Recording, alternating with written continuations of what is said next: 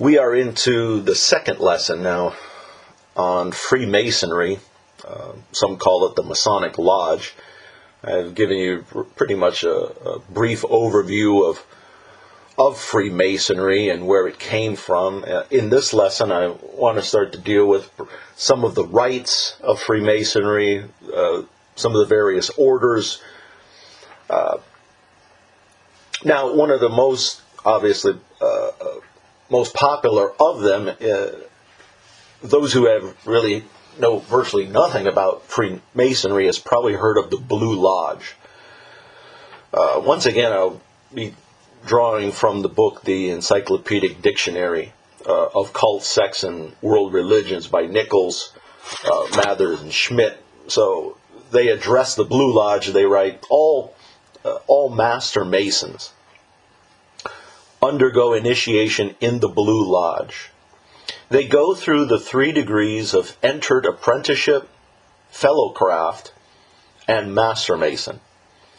Candidates for membership must be recommended by a present member. Fellow members then come together at a meeting and cast votes. If the candidate is blackballed, a foul is announced and a second vote is taken. If a candidate is blackballed a second time, he is rejected. Otherwise, they begin to earn the entered apprenticeship degree. After participating in the required rituals for the degrees, the candidate must take an oath. The words of the oath are as follows, quote, "I promise and swear that I will not write, print, stamp, stain, hew, cut, carve, indent, paint, or engrave it," meaning the Masonic secrets, "on anything movable or immovable, binding myself under no less penalty than to have my throat cut across, my tongue torn out by the roots, and my body burned in the rough sands of the sea at the lower water mark, where the tide ebbs and flows twice in 24 hours. So help me God, and help me steadfast in the due performance of the same," end quote. Now, questions have arisen as to whether this oath has ever literally been carried out. Anti-Masons claimed that this is precisely what happened to Captain Morgan in 1826, though there is no proof that this ever took place. Some Blue Lodges today have stopped using this blood-curdling oath. So that's the Blue Lodge. And you have just introduced to you what is called the York or Scottish rites. They write, after completing the degrees in the Blue Lodge, Masons may choose to move on and earn additional degrees in one of 2 rites, the York and Scottish rites. Some other Masonic orders, there are numerous other allied orders within Freemasonry in the British tradition. And these are as follows. One of them is called the Arabic Order of the Nobles of the Mystic Shrine, particularly known as Shriners. The shrine was founded in 1872 in New York, where 13 Masons met and discussed the idea of forming a fraternity for the purpose of socializing, apart from getting together for the normal ritual gatherings. 2 men, Dr. Walter Fleming and actor William Florence, both Americans, played major roles in the development of the Shriners. In order to become a Shriner, one must have achieved the 32nd degree of the Scottish Rite, or the Knights Templar degree of the York Rite. National leadership of the shrine falls under the auspices of the Imperial Council. Since 1922, the shrine has been very influential in working in children's hospitals and is also known for its 3 burn centers in Boston, Massachusetts, Galveston, Texas, and Cincinnati, Ohio. Now, you may have remembered when I said in the first lesson that Masons, women are excluded from, of course, being the Freemasons. Well, as would have it, as time would go on, women having more of a role just simply in society and other areas of business, the business world. Of course, you would expect that somehow, some way, that women would have their own orders. Perhaps maybe not in, let's say, the Blue Lodge or the upper levels of the Masonic Lodge, but they would have some kind of order, and sure enough, that's what started to happen. And one of them is the Order of the Eastern Star. The Order of the Eastern Star was founded in 1850 by Dr. Robert Morris. The Eastern Star is a woman's order. Membership is open to women who are related to Masons. Additional requirements include belief in a supreme being free from addictions to alcohol, and upstanding moral character. In 1855, Morris organized the first order and placed himself at the head with the title, quote, Most Enlightened Grand Luminary.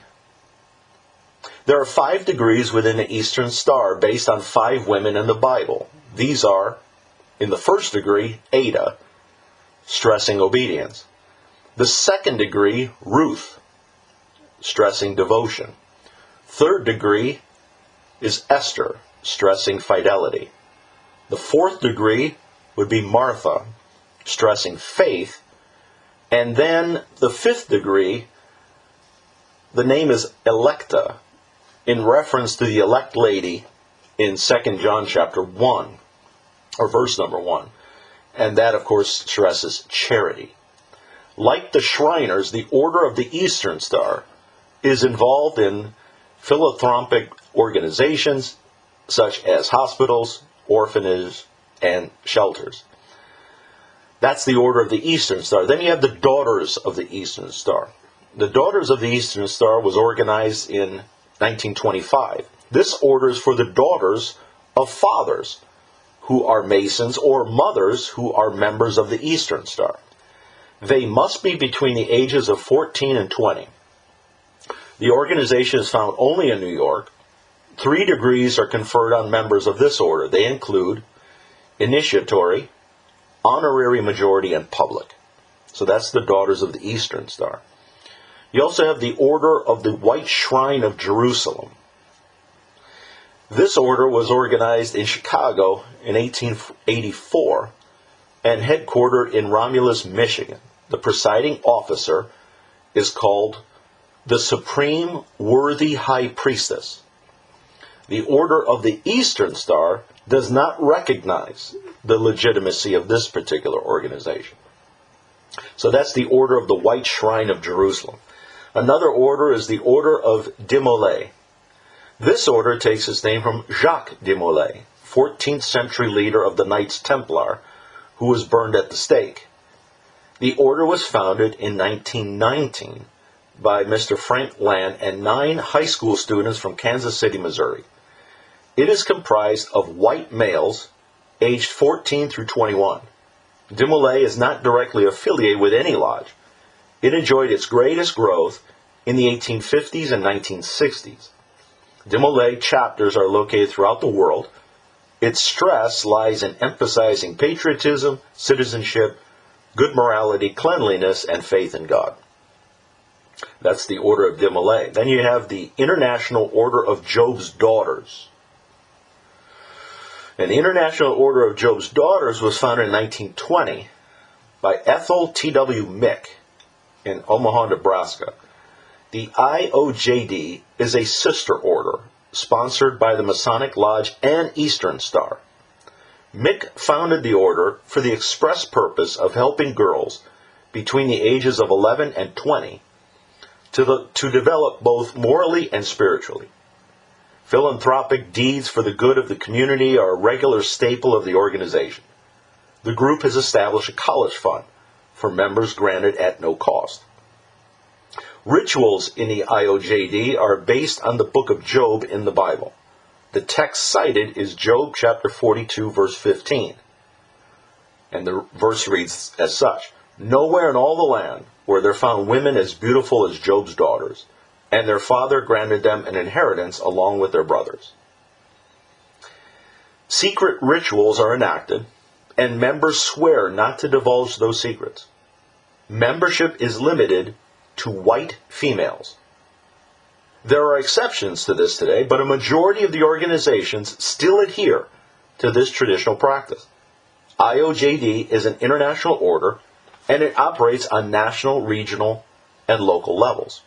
So that's the International Order of Job's Daughters. Then you also have the International Order of Rainbow Girls. This order was founded in 1922 by Reverend Mark Saxon, chaplain of the Grand Lodge of Oklahoma. Its primary purpose is to prepare young white girls between the ages of 12 and 20 for membership in the Eastern Star. Faith, hope, and charity, or love, serve as the basic theme of the rainbow ritual. The covenant that God made never to destroy the earth again by flood and sealed with the sign of the rainbow is the defining biblical text of the organization. So that was the International Order of Rainbow Girls. You also have the Order of Amaranth. This order's history predates Freemasonry. Historians trace its origins to 1653, where Christina, Queen of Sweden, desired to organize a group of 15 knights and 15 ladies. She adopted the name Amaranth as the flower that symbolizes eternal life. In 1860, James B. Taylor, an American Mason from New Jersey, began writing a new order based on the Swedish model. Taylor's work served as a catalyst for two other men, Robert McCoy and Robert Taylor, to write rituals in a series of degrees that would become the Order of Amaranth.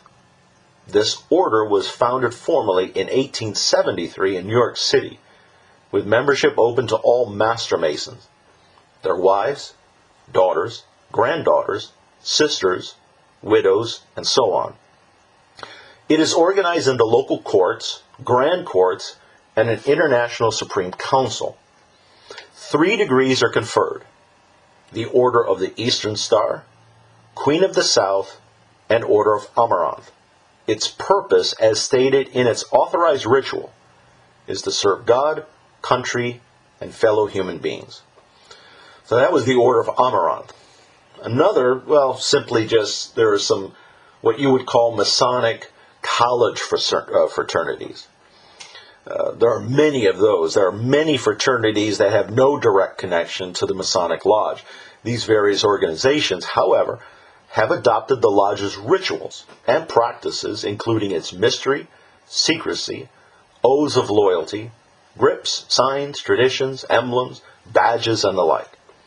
There are several specifically Masonic affiliated organizations, such as Acacia, the Square and Compass, Sigma Mu Sigma, the Order of the Golden Key, and Tau Kappa Ipsilon.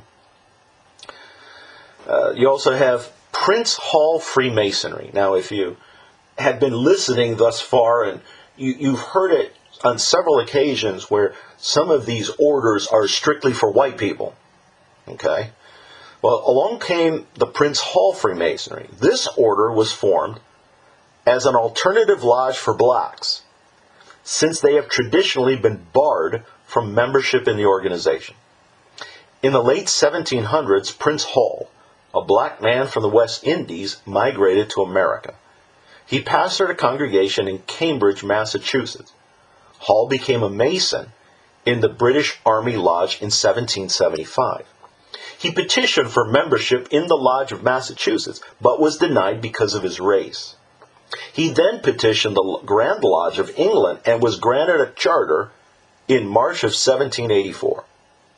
Racism in Freemasonry was a particularly American phenomenon, but Prince Hall Lodge, along with other independent lodges, is called, quote-unquote, clandestine, meaning they are not recognized as legitimate by the various white lodges. Some lodges have abandoned racism, but not all. It must be remembered that all lodges are independent. The actions of one do not affect the polity of the others in any way. So there are many orders, as you have seen, many rites. For the remainder of this lesson, I just want to touch really on some of their beliefs and some of their doctrines. Again, the book continues, it reads, an important issue with respect to lodges is the question whether or not it is a religion.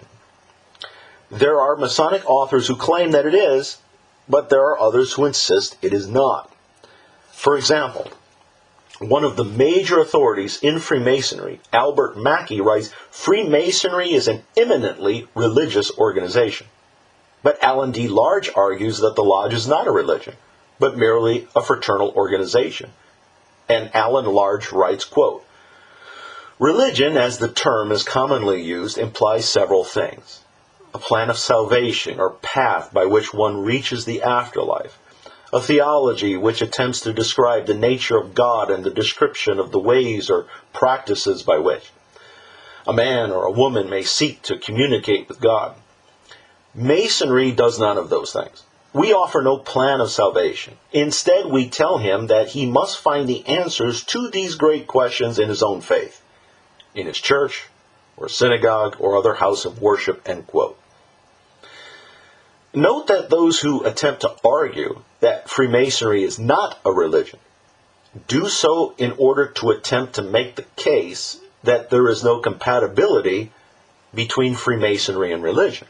For example, in the early 1800s and 1900s, controversy broke out in the Southern Baptist Convention when the church body faced the fact that many of its clergy and laypersons were also members of the lodge. The issue was assigned to the denomination's Home Mission Board for Study, or the HMB. The HMB later concluded that Freemasonry is not a religion.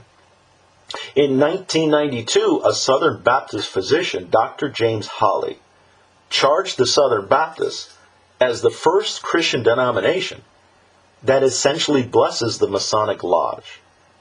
The denomination then appointed an interfaith witness department to study the compatibility of Southern Baptist and Masonic doctrine.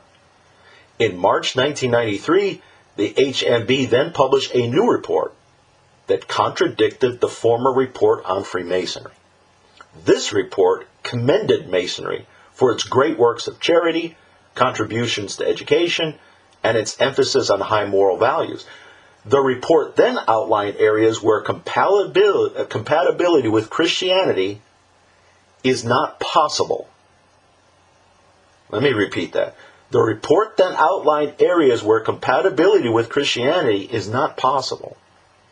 These differences include offensive titles, such as worshipful master, bloody oaths and obligations, the pagan and occult nature of many of the past writings in Masonic literature, a salvation by works doctrine, the belief in universalism, and the refusal of most lodges to allow black membership.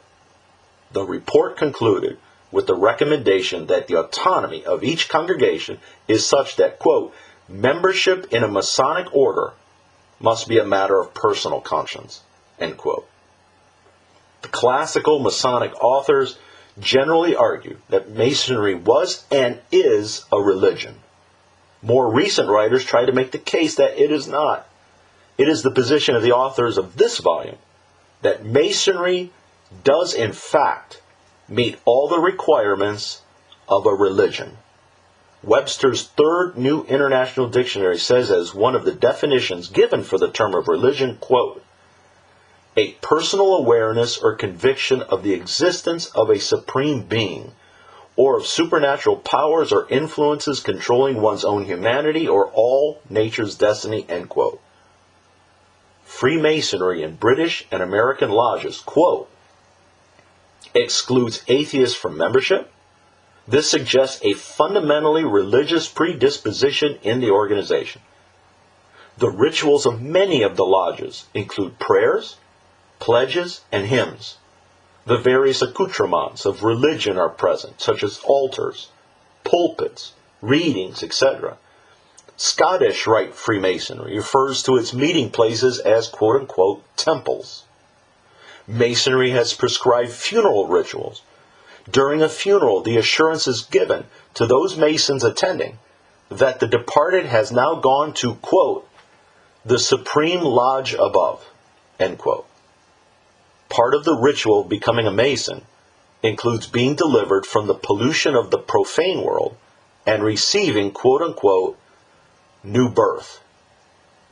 In the words of one Masonic author, quote, if the lodge is not a religion, what would it have to do that it is not now doing in order to be rightly defined a religion? Masons have responded that the Boy Scouts require belief in God and use the word quote-unquote reverent in one of their pledges, yet no one attempts to argue that they are a religion. But there is really very little to compare here. The Boy Scouts do little more than include the name quote-unquote God in their oaths and motto. They do not have any accoutrements of religion in their meetings, nor do they attempt to define sin or salvation or to prescribe funeral rituals, end quote. Well, it's at this point, we've gone through, like I said, a rather brief introduction to Freemasonry, the Masonic Lodge. I've tried to give you some examples of some of their rites, some of their orders, some of their beliefs and doctrines as well. In our third and final lesson, I'm going to go and I'm going to show you their own words in regard to God and in regard to Jesus Christ and the Bible and other things like that. Their own words, and then we're going to compare their words with your Bible. And when all is said and done, you will clearly see not only is Freemasonry a religion, it is indeed a cult.